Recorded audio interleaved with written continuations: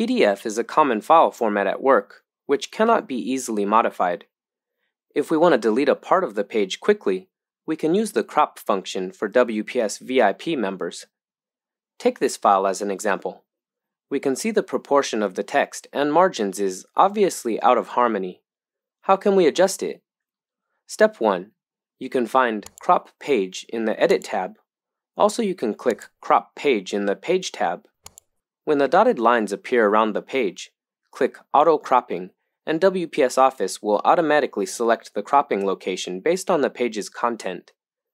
You can also manually drag and drop a line to control the cropping area. To crop the page more accurately, you can click Custom Page of Clip and set page size and page margin in the window. Then check Lock Aspect Ratio to crop the page to equal proportions. Step 2. Click Page Select to select the range of pages to crop. You can choose all pages or manually enter specified page numbers. At the same time, you can choose to apply to all page, even page, or odd page, and then click OK. Step 3.